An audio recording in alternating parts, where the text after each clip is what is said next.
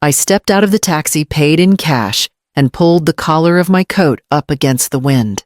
Evan opened the front door, eyebrows raised. "Why the taxi? I thought you'd bring the BMW I gave you." I didn't even have time to answer. Harper glided past him, phone in one hand, hair perfect, her smile sharp enough to draw blood. "It's mine now," she said, like it was a joke she'd rehearsed. Light, breezy, cutting. Evan blinked. His eyes ping-ponged between us. I watched his mouth move without sound. He didn't question her. He didn't even ask what she meant. I forced a smile and climbed the front steps, like they weren't shaking under me. Inside smelled like lemon cleaner and too many scented candles. Harper vanished toward the kitchen. Evan lingered behind me, still confused, still too quiet. He didn't press. He never does when tension thickens the air. I set the Tupperware of cut lemons on the island. Harper's voice floated back in. "I need the car all week, babe." "Meetings, errands. Remember?" He nodded slowly. "I thought Mom had doctor appointments." "Oh, those, she said it was fine." Her tone never dipped. "Didn't you, Meredith?" I swallowed dry. "It's no problem," I said. It was a lie that tasted like pennies and shame, and every word I hadn't spoken the last 6 months. Evan walked past me to put away groceries. "Thanks for dropping by, Mom," he said over his shoulder, like I was someone who needed reminding. I just stood there, like a guest, like a stranger. I had loved that car. Not because it was fancy. Not because it was new. Because it was mine. Evan gave it to me the day I retired. He handed me the keys with both hands and said, "You deserve something dependable. Something just for you." The first time Harper asked to borrow it, I said yes. Her car had issues, she had an interview, and she smiled so warmly that it felt cruel to say no. But she kept asking. Then she stopped asking. Then it was hers. She'd taken the car, then the time, then the space. And now the story. "I'm going to start dinner," Harper called out. Evan turned to me, finally watching, finally frowning. "You sure everything's okay, Mom?" I nodded once. I just didn't want to be a bother today. Another lie, one stacked on the last, one I'd learned to wear like skin. He nodded back, believed me, or maybe needed to. I reached into my purse and touched the edge of a worn envelope tucked beneath my wallet. Not now, not yet. He moved to set the table. I grabbed a cloth and wiped the already clean counter. Outside, the taxi had long disappeared down the street. And my name on the title on the papers, tucked beneath floorboards at home, sat waiting for the day someone finally asked me who that car belonged to. I stayed through dinner. I didn't eat much. When I stood to leave, no one offered to drive me. I smiled, said goodbye, stepped outside. The night was colder than I remembered. I walked toward the bus stop without looking back. I set the Tupperware on the counter and took a step back, like I'd just placed something dangerous. Harper spotted it and laughed. "Oh, lemons. That's perfect. I forgot to grab any." She opened the fridge, then shut it again like she couldn't stand the cold. "I brought them for the roast," I said, though no one had asked. Evan glanced over. "You didn't have to go out of your way." I was already out. That was half true. I had taken the bus to the market, then a taxi from there. My knees ached. I hadn't sat all day. But I smiled, like it had been nothing. Harper pulled her hair into a loose knot. "Well, thank you. Seriously, I've got so much on my plate, these errands are killing me. The BMW helps a lot." Evan nodded like she'd just read his thoughts aloud. She looked right at me. "It's not like you go far, right?" "No," I said. I didn't tell them about the dental appointment I'd missed yesterday. I didn't say I'd been walking to the pharmacy. I didn't mention the letter from my insurance company that said they couldn't process my claim because a form had been returned unsigned. I just smiled again, like I had one emotion, and it lived on my face whether I liked it or not. We sat down to eat. Evan poured water. Harper passed plates like we were happy. I chewed slowly, quietly. The lemon wedges sat untouched in their plastic box in the middle of the table. Evan brought up his job. Harper brought up a yoga class. I brought up nothing. My hands stayed in my lap. They didn't ask how I'd be getting home. They didn't ask if I was tired, if I was warm enough, if I was okay. I watched Harper take the last piece of roast. She licked her finger and tapped the plate with it. After dinner, Evan stood to clear. Harper stacked the dishes, humming under her breath. I offered to help. She waved me off. You've done enough. I wasn't sure if that was meant kindly. I waited a few minutes, then stood. I should head out before the next bus. Oh, do you need a ride? Harper asked as she wiped the counter. Evan looked up. I shook my head. No, I'm fine. She didn't offer. Again. I slipped my coat on, nodded goodbye, stepped into the night. The bus stop was 3 blocks away. My feet dragged. The wind bit harder than before. I passed a group of teens laughing, a man talking into a headset, a woman smoking under a street lamp. At home, I peeled off my coat, turned on the heater, and sat on the edge of my bed. The envelope was still in my purse. I pulled it out, ran my fingers across the sealed flap, then placed it in the drawer beside my nightstand. The house creaked. My knees throbbed. In the mirror, I looked tired in a way makeup wouldn't fix. On the fridge was a magnet Evan gave me years ago. It read, "You're stronger than you think." I didn't feel strong. I felt erased. In the silence, I reheated some leftover soup, sat at the table, and stirred it too long. And while I sipped it slowly, I made a note in the back of my mind, one I didn't say out loud. Don't bring lemons next time. Don't come by unannounced. Don't expect a seat at a table that keeps forgetting you were ever at it. The phone rang just past 11. I jolted awake, heart thudding, and reached for it before it could ring again. Mom Evan's voice was tight. Sorry to call so late. I sat up, rubbed my eyes. What's wrong? He exhaled shakily. The power bill got out of hand. A mix-up with autopay.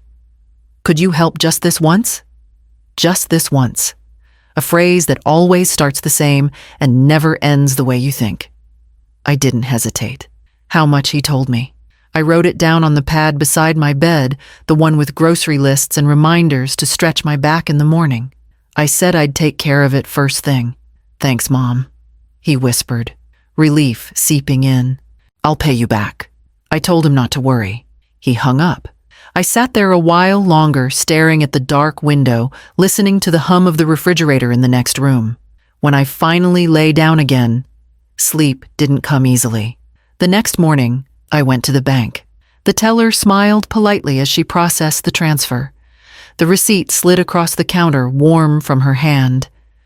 That should clear by tomorrow, she said. I nodded. I folded the slip and tucked it into my wallet with the others. A week passed. Then Harper called. I was slicing an apple when her name flashed across the screen. I wiped my hands and answered. Her voice was bright, too bright. Meredith. Hey, I feel awful asking really, but we're in a pinch. We need a tiny bridge loan. Just to get through this week. What happened, I asked. Oh, nothing major. Just timing issues.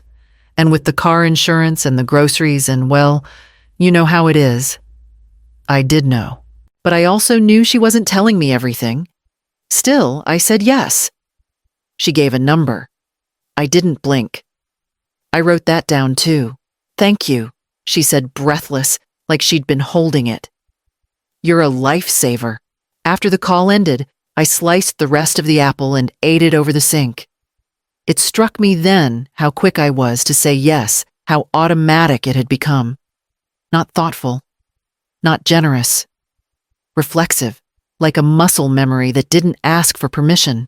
I went to the bank again the next day. Another transfer. Another receipt. Back home, I sat at the small desk in my bedroom. The light from the window hit the surface with a dull shine. I opened my online banking. The numbers stared back smaller than I remembered. Thinner, fragile. Month by month, little withdrawals had been stacking up. Bills, emergencies, loans, gas money, groceries they'd forgotten to budget for, a gift they needed to buy. Everything so reasonable on its own. Everything adding up. The truth sat there in black and white. My savings wasn't disappearing in one blow. It was being carried off in handfuls. No one was stealing, but no one was stopping either. I leaned back in the chair, hands folded in my lap, and let myself feel the weight of it. Not anger, just a slow sinking.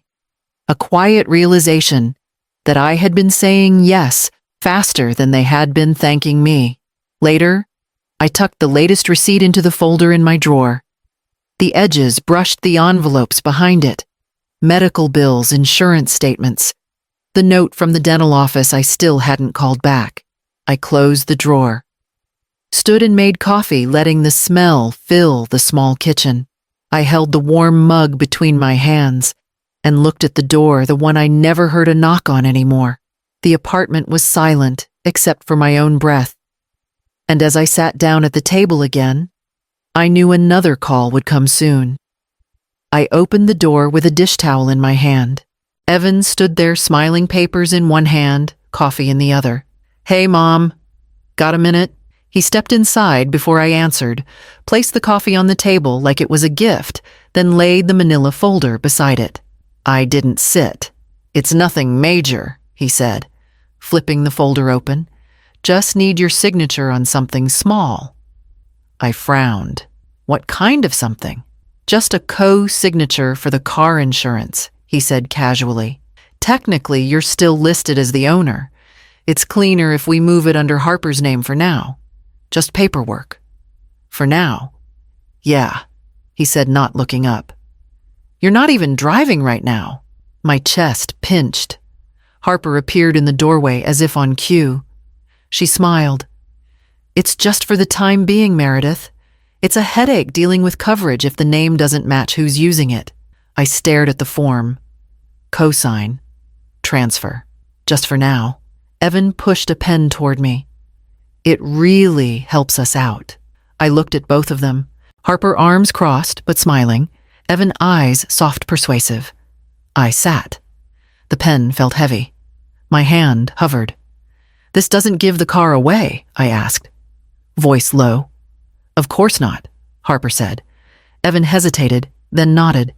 "It's just insurance." I signed. Harper took the papers immediately, slid them back into the folder, picked up the keys on the counter like they were hers already. "Thank you," she said. "Seriously." Evan kissed my cheek. Then they left. The door clicked softly behind them. I stood there looking at the space where the folder had been, where the keys had sat. The table suddenly felt emptier than it should have. I made lunch, barely tasted it. Did the dishes by hand, though the dishwasher worked fine. Stared at the sink for a long time after. Later, I checked the file drawer where I kept the BMW documents. The title was still in my name. But that folder on my kitchen table hadn't felt like just insurance. It had felt like something else. Like giving something up, but not being allowed to call it that. That night, I heard the car pull away from my building. Not my hands on the wheel. Not my name on the policy anymore. I lay in bed, eyes open, the sound of tires disappearing into the dark. The next morning I walked to the store. Cold air bit through my sleeves. I stopped twice to rest my legs. Then again, when the bag got too heavy. Back home, I opened the fridge and realized I'd forgotten coffee. Again. I left the bag on the floor and sat down hard back against the kitchen cabinet. Not tired, just small. Not invisible, just passed over. No one meant to take the car. They just didn't ask how it felt to lose it. I stood up, put the groceries away, wrote coffee in block letters on a new list, underlined it. Then I pulled open my drawer and stared at the title again, still in my name. Not for anyone else to see. Not for now, just in case. Because if they were holding the keys, I needed to hold something too. I knelt beside the pantry door and pulled the shelf away from the wall, lifted the rug, pried the board up with the edge of a butter knife. The hollow space underneath hadn't been touched in years. Dust curled up, dry wood creaked. My hands didn't shake this time. Inside, wrapped in a thick plastic sleeve, were three things: the original BMW title, a printed copy of my living trust, and a red folder with one word on it, written in bold black ink, "In case." No one else knew it was here. Not Evan, not Harper, not even my sister, who I'd once let see everything else. I lifted the folder gently. It was heavier than I remembered. I opened it. Inside, copies of receipts, bank printouts, passwords, a notarized letter from my estate lawyer, a power of attorney document I'd never used, a note in my handwriting: "If anything changes, start here. If nothing changes, still hold on." I closed it, pressed it flat, sat down on the floor, and leaned back against the wall. I didn't cry. I didn't rage. I just breathed. Because I'd given pieces of myself quietly for too long. One check at a time. One signature. One favor. And now they thought I had nothing left. They thought the car was theirs. That my name didn't mean anything unless it was printed below theirs. But this folder, this space, this silence was still mine. It didn't roar like Harper's voice. It didn't ask for attention like Evan's need. It waited. That evening, I watched the BMW glide into their driveway from my kitchen window. Harper stepped out, phone to her ear, laughing. The keys swung from her fingers. I made dinner. A plain sandwich. A cup of black coffee. The sandwich tasted like cardboard, but the coffee sat solid in my hand, bitter and hot, just the way I liked it.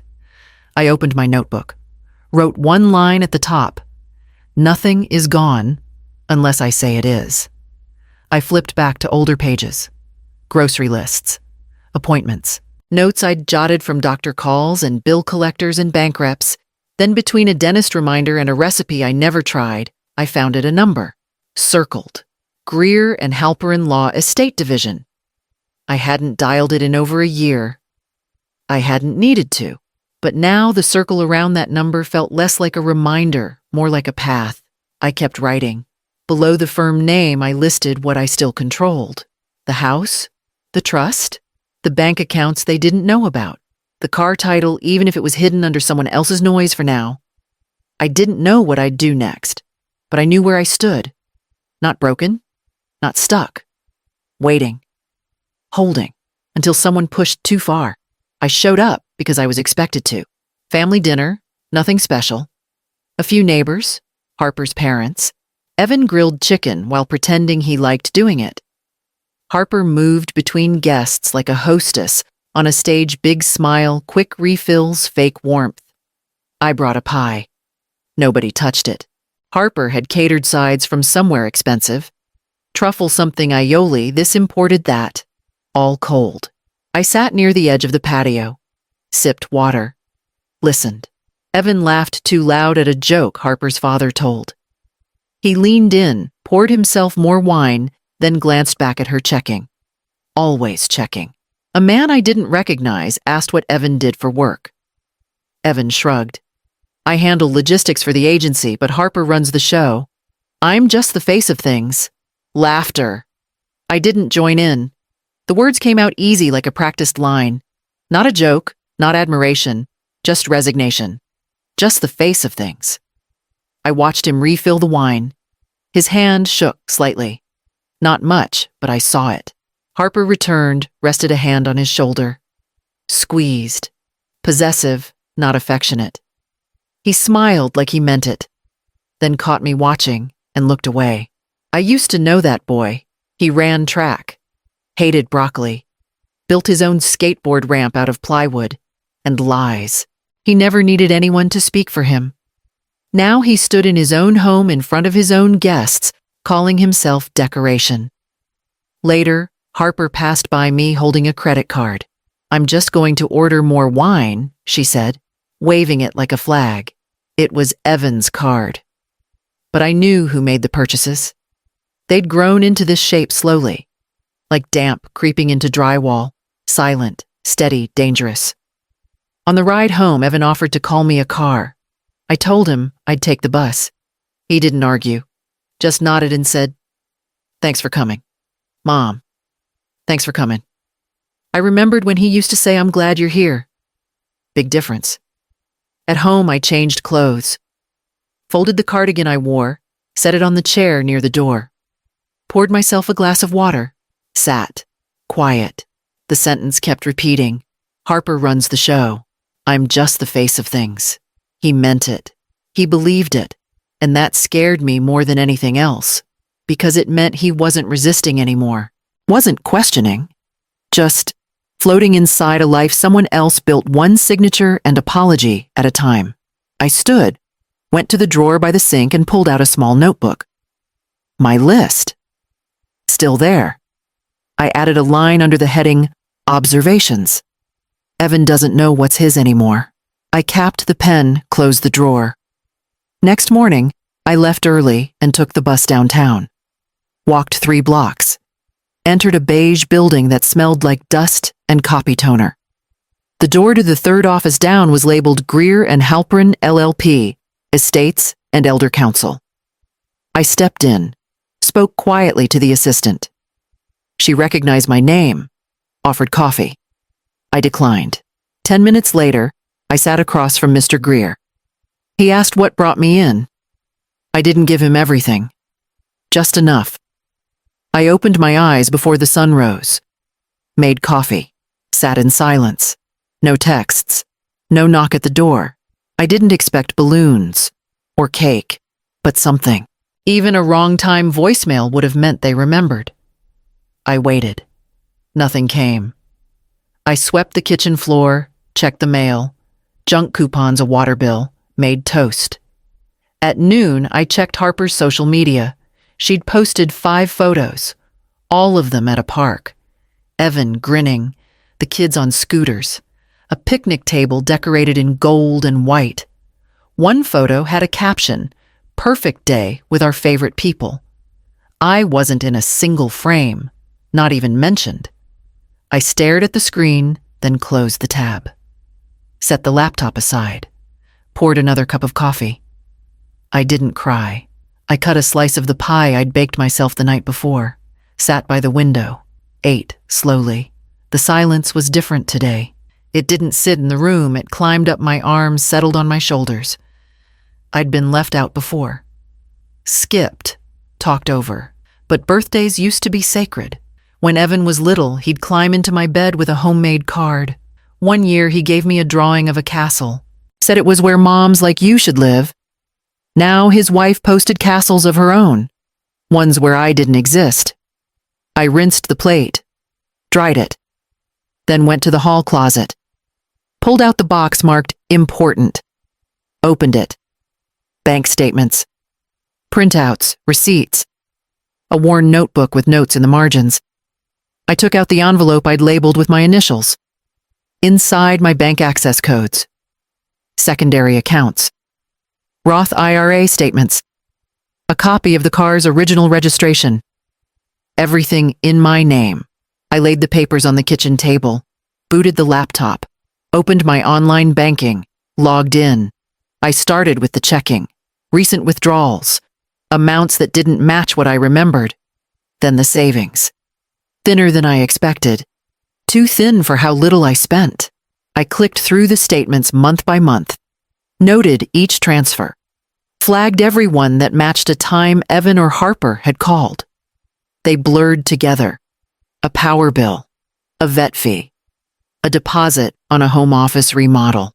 No payback, no record of return, no gratitude either. I opened a spreadsheet, started typing. I kept the columns simple: date, amount, purpose, promised return. Received row by row, the pattern grew.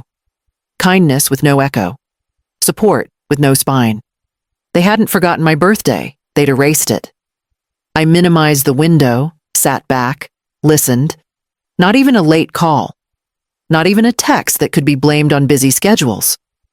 I closed the laptop, but didn't put the papers away. They stayed on the table, In the open, like me, waiting.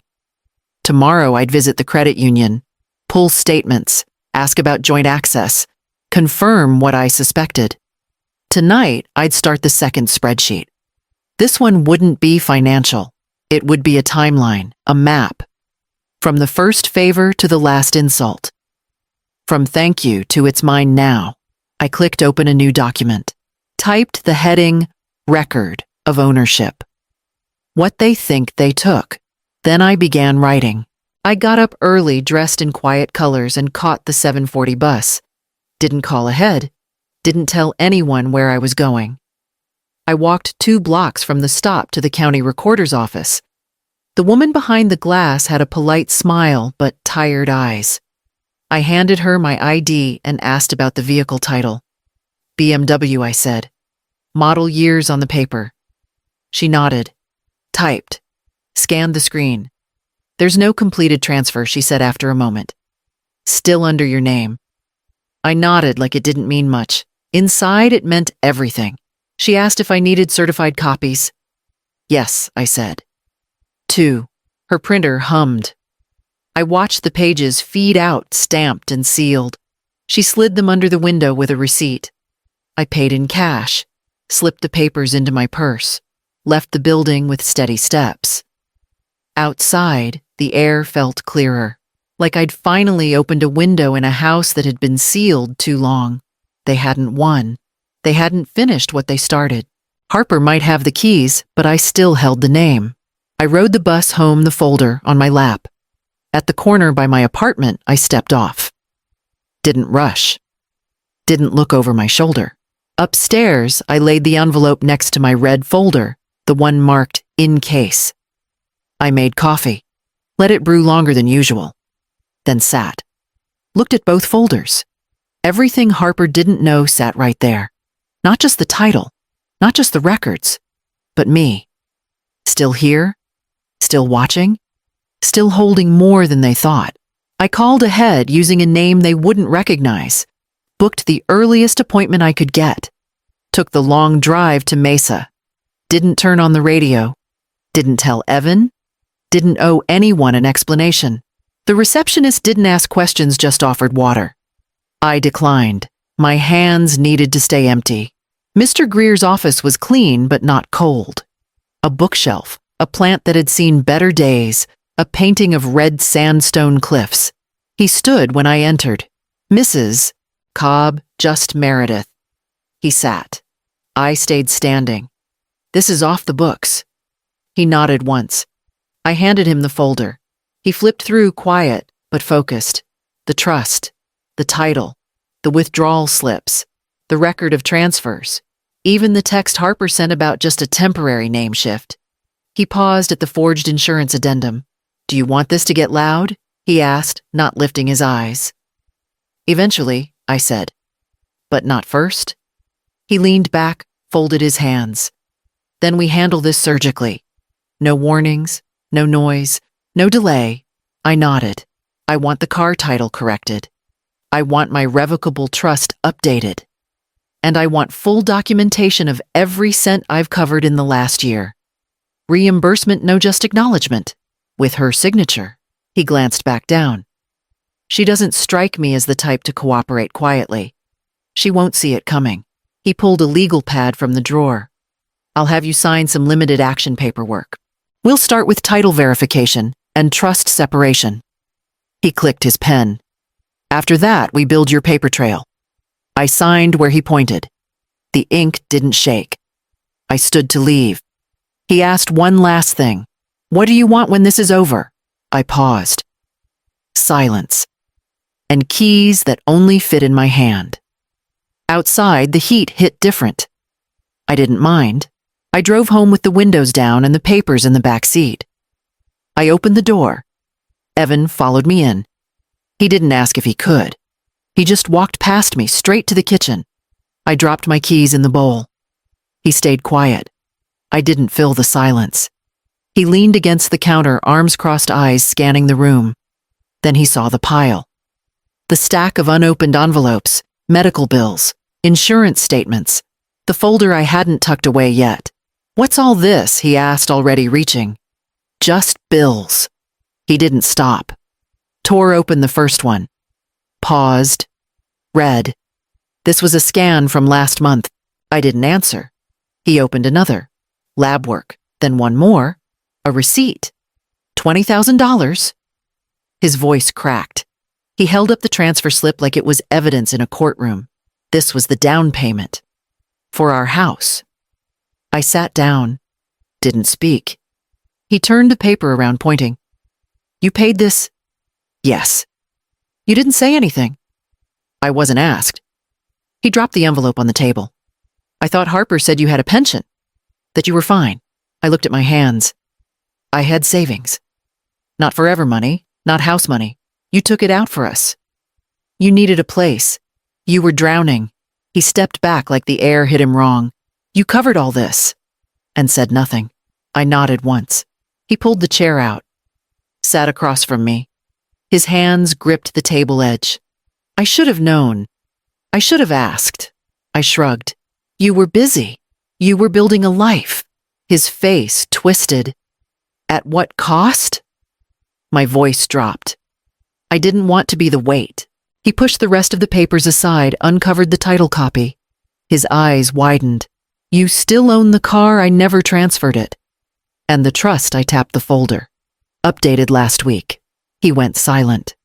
The weight of the past year settling all at once. I watched him see it. Really see it. Not just the bills or the receipts. Me. He stared down, then lifted his head. I didn't know. I know. He reached for the last unopened envelope and slid it to the side. "What are you going to do?" I stood.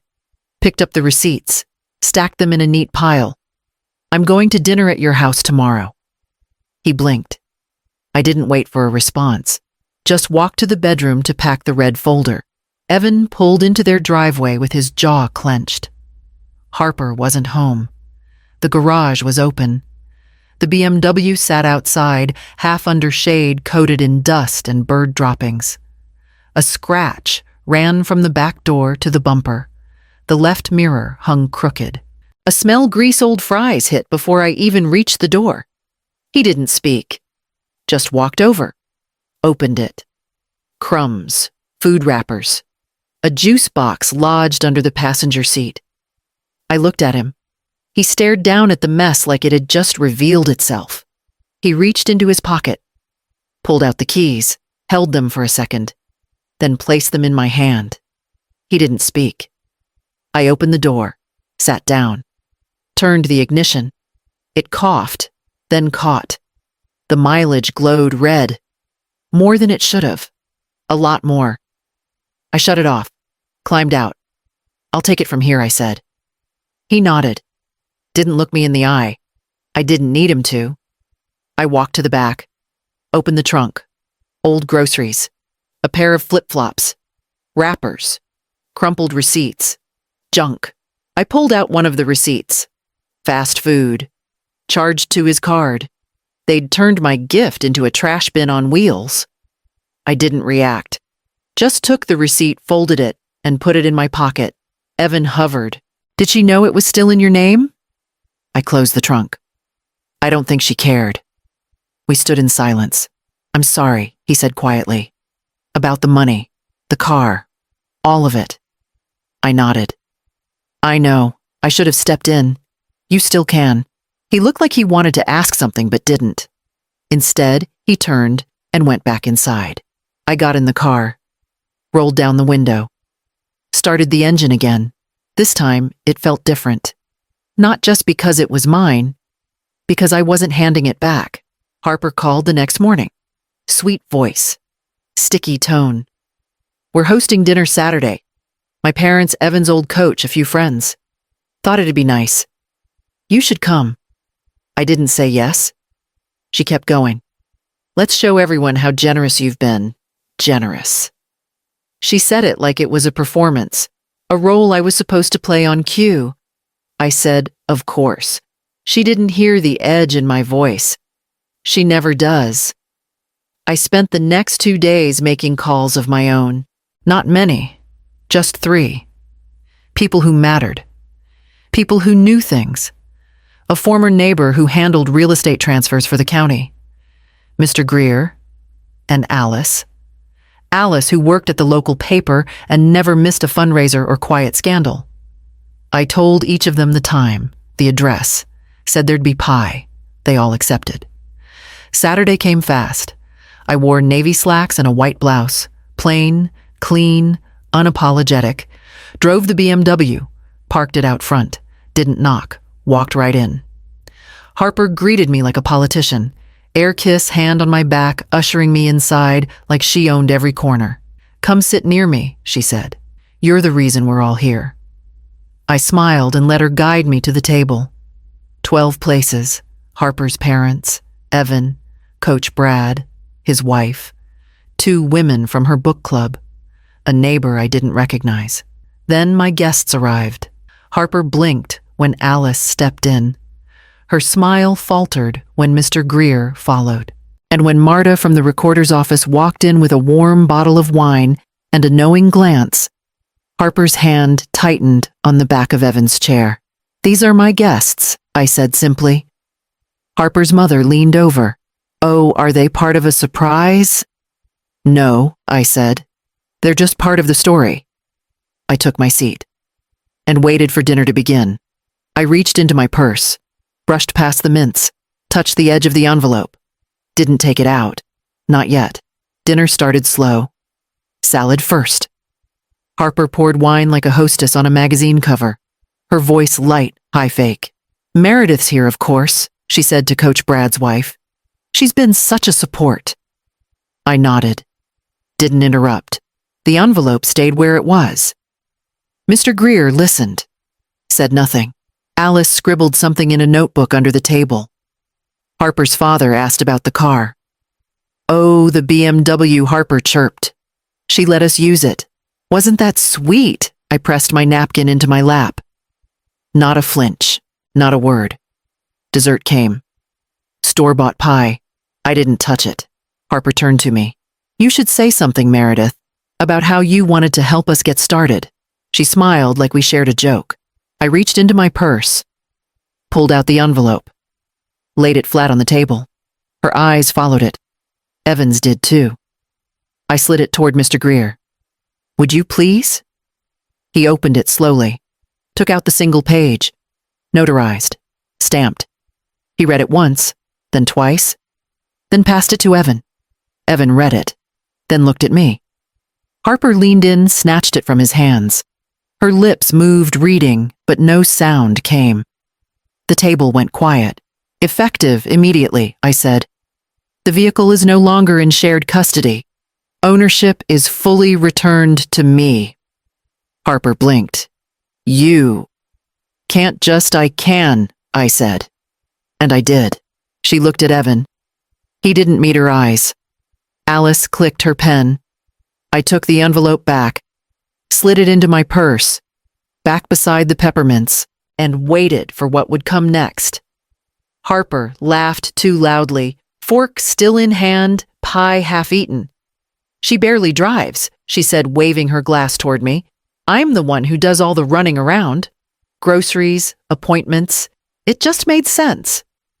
Evan didn't laugh. She kept going. Honestly, it was sitting in the garage collecting dust. I mean, what was she going to do? Road trip alone, I didn't answer. Didn't flinch. Just sipped my water and let the room sit with her words. Alice raised an eyebrow. Mr. Greer didn't move. Marta looked down at her wine. Harper noticed.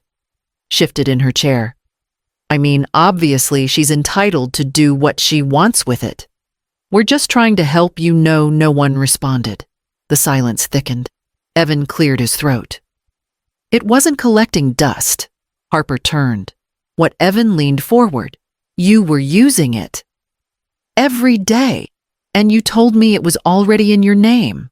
Harper laughed again, but it cracked this time. "It's just a car." Mr. Greer set down his fork. "It's not just a car," he said calmly. "It was transferred back into sole ownership this week. With documentation. Meredith has every right to act accordingly." Harper went pale. She opened her mouth, then closed it. I placed my water glass down, folded my napkin. I'd like to leave now, I said, standing. Evan stood too, didn't wait for Harper. He grabbed my coat. Outside, the air was cool. The BMW sat clean at the curb. I walked to it, got in, turned the key, let the engine purr. I walked into their kitchen the next morning without knocking. Evan was already seated, his coffee untouched, jaw tight. Harper leaned against the counter, arms crossed, phone in hand. I placed the folder on the table.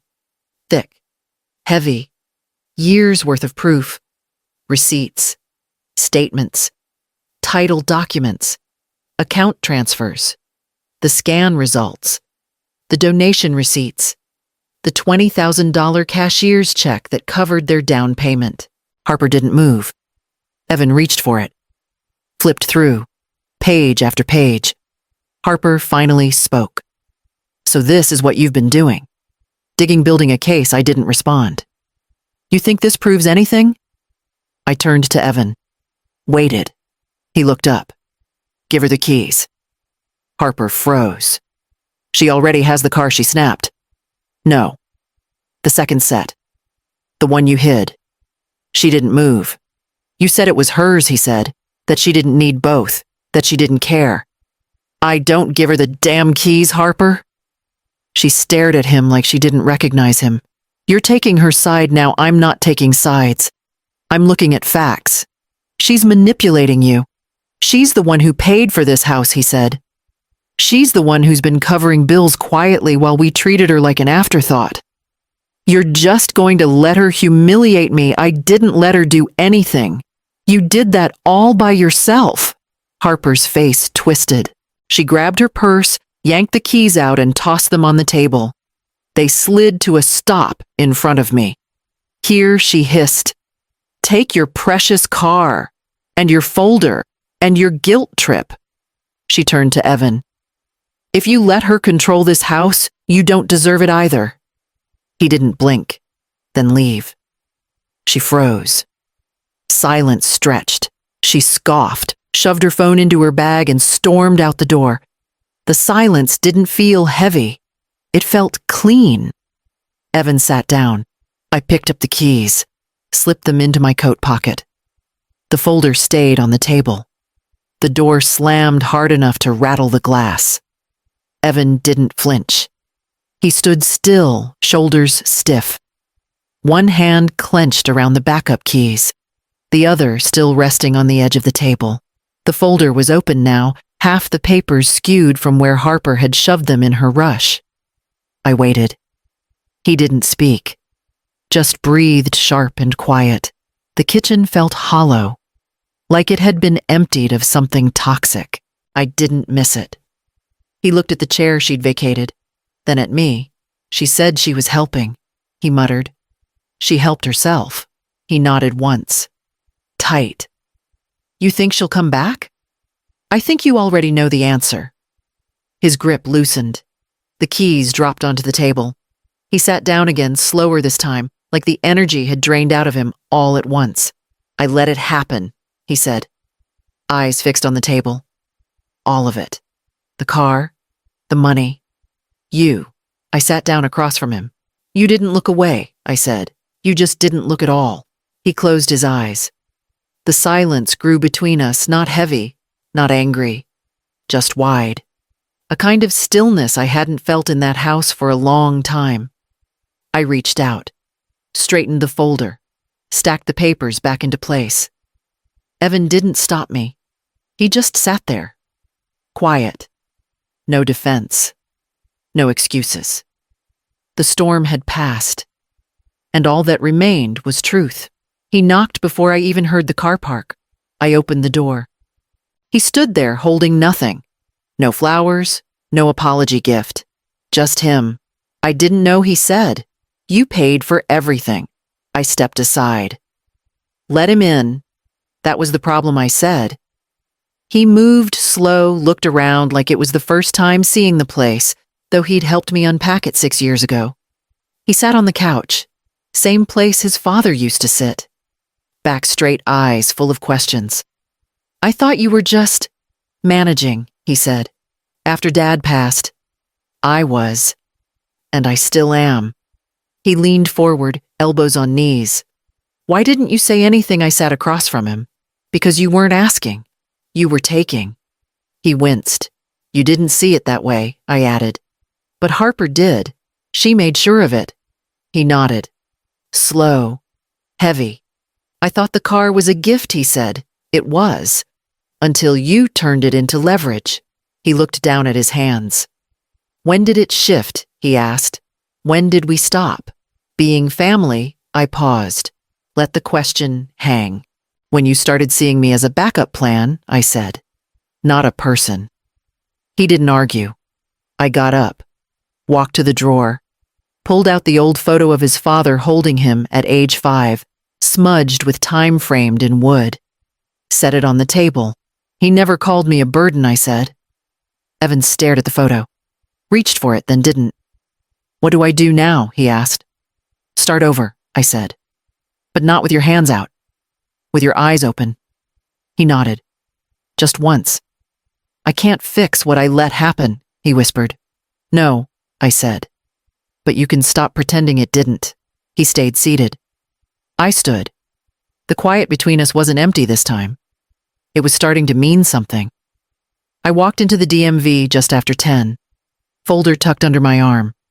Hair brushed back. Eyes clear. No drama. No witnesses. No Harper.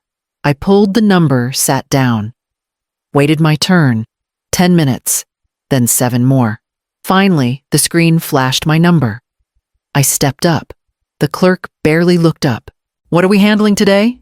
Vehicle title? I said, sliding the folder onto the counter. He opened it. Read slowly. Transfer of ownership correction, I said. Reinstatement. He typed. Checked IDs. Cross-referenced the paperwork. Verified the notarization. Click, click, stamp. The sound was small, but inside it thundered. He slid the new title across the counter.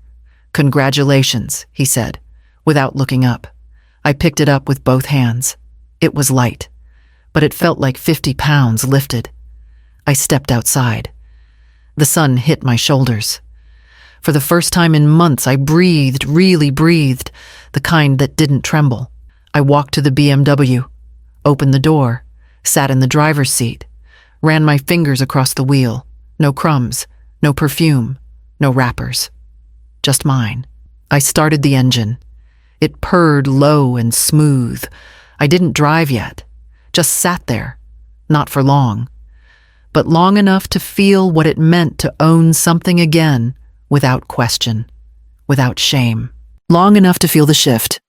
I brewed the coffee slow, let the drip fill the room, let the smell wrap around me like something earned.